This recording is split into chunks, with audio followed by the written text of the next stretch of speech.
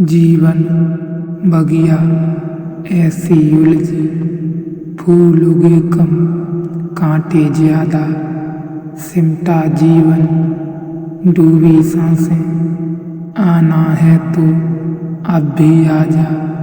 यदि आपने अभी तक पिछला अध्याय नहीं देखा है तो कृपया करके पिछला अध्याय देखें। तीसरे प्रवचन का आत्मा की अवस्था, इसके बाद ही आप इस प्रवचन को समझने में सक्षम हो सकेंगे। इस अवस्था को जागृत कहना सिर्फ प्रतीकात्मक है, क्योंकि हमने और बड़ी जागृति नहीं जानी, इसलिए इसे जागृत कहते हैं। तो रिलेटिव सापेक्ष है, क्योंकि हम तीन अवस्थाएं जानते हैं। वह अवस्था इंद्रियों के द्वारा जगत से संबंधित होना, दूसरी अवस्था हम जानते हैं स्वप्न की, और तीसरी अवस्था हम जानते हैं सुषुप्त की। चौथी अवस्था का हमें कोई पता ही नहीं। जिस दिन हमें चौथी अवस्था का पता चलता है, उस दिन हमें यह भी पता चलता है कि जिसे हमने जागृत समझा था वह भी स्वप्न की और निद्रा की ही एक अवस्था है। श्री अरविंद ने कहा है कि जब मैं जागा तब मुझे पता चला कि अब तक मैं सोया हुआ ही था, बहुत जोर से सोया हुआ था। और जब मैंने वास्तविक जीवन जाना तब मुझे पता चला कि जिसे मैं जीवन समझता था वह तो मृत्यु थी। लेकिन स्वाभाविक है कि जिसे हम नहीं जानते उसका हमें कोई ख्याल भी नहीं हो सकता और उससे हम कोई तुलना भी नहीं कर सकते। इसे जागृत कहते हैं।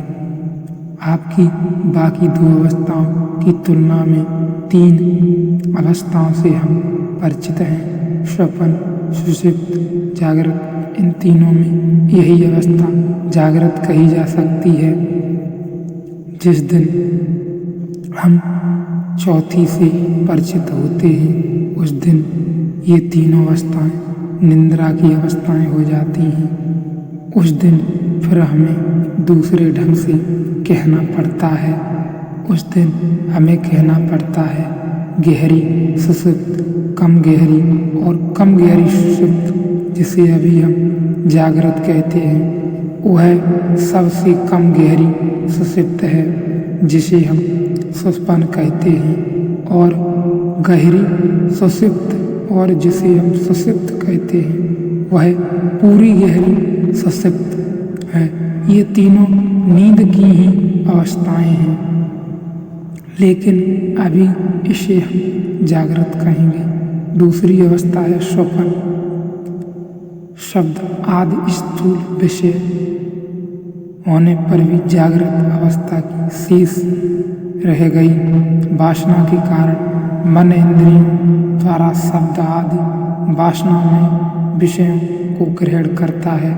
उस अवस्था को स्वप्न अवस्था कहते हैं। कभी कभी बहुत हैरानी होती है, कहते हैं हम कि जगत अब तक एक बड़ा गांव भर हो गया है।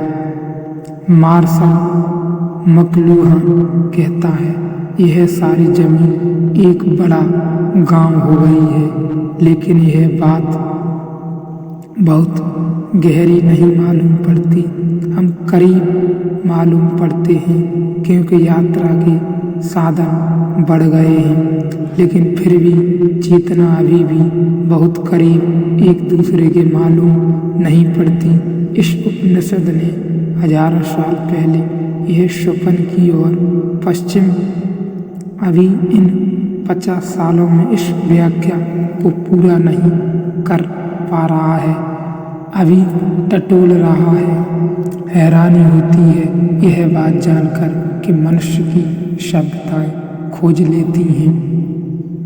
किन्हीं को तो भी वे बातें स्थानिक और लोकल रह जाती हैं, सारी मनुष्य चेतना तक नहीं फैल पाती।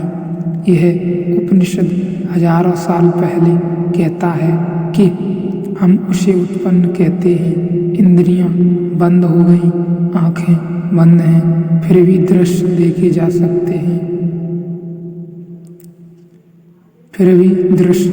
सकते हैं। हम उसे ही स्वप्न कहते हैं। सो गए कान शिथिल पड़ गए, बाहर की ध्वनि सुनाई नहीं पड़ती, फिर भी भीतर ध्वनियाँ सुनी जा सकती हैं।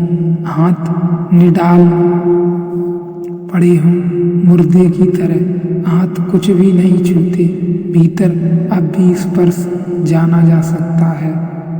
तो ऋषि कहता है, जागृत में जो वासनाएं अपूर्ण रह गई हैं, पूरी नहीं हो पाई, जागृत में जो अधूरा टूट छूट गया स्वप्न उसे पूरा कर लेता है।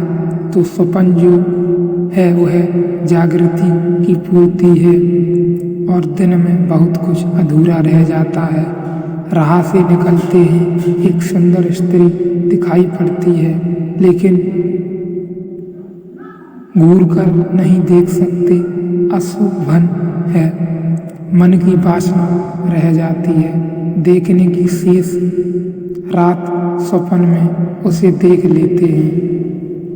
भोजन करने बैठे पूरा भोजन नहीं कर पाते हैं, भाग दौड़ है, हजार काम है, संकोच है, शिष्टाचार है।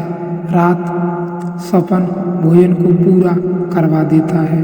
जागृत में जो अधूरा रह गया, पूरा नहीं हो पाया, स्वप्न उसे लीक को पकड़कर उसे पूरा कर देता है। इसलिए जो आदमी अपने दिल में पूरी तरह जी लेगा, उसके स्वप्न खो जाते हैं। जो आदमी अपने दिल में पूरी तरह जी लेता है, पूरी तरह जो भी करता है कर लेता है, अधूरा अधूरा नहीं जीता, हर क्षण को पूरा जी लेता है, उसके स्वप्न खो जाते हैं। बुद्ध जैसे दिव्य सात को स्वप्न नहीं आएंगे, न आने का कारण है, क्योंकि कुछ अधूरा बचता नहीं जिसे रात में चलाना पड़े। ऋषि कहता है, इंद्रियां जब बंद हो और तब भी चेतना इंद्रियों की ही रूपों को पुनः पुनः देखती रहे, उसे स्वप्न कहते हैं। स्वप्न और जागृत में एक फर्क हुआ, जागृत में वस्तु बाहर होती है, रूप भीतर होता है।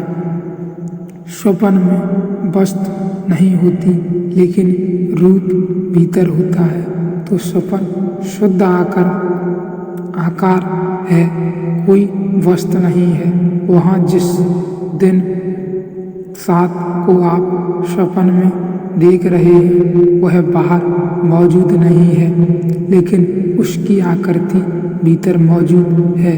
यह आकृति भी इंद्रियों ही हैं पैदा करती हैं, यह आकृति इंद्रियां ही पैदा करती हैं। ध्यान रहे, यह आकृति भी इंद्रियां ही पैदा करती हैं, यह भी इंद्रिय जन्य ही है।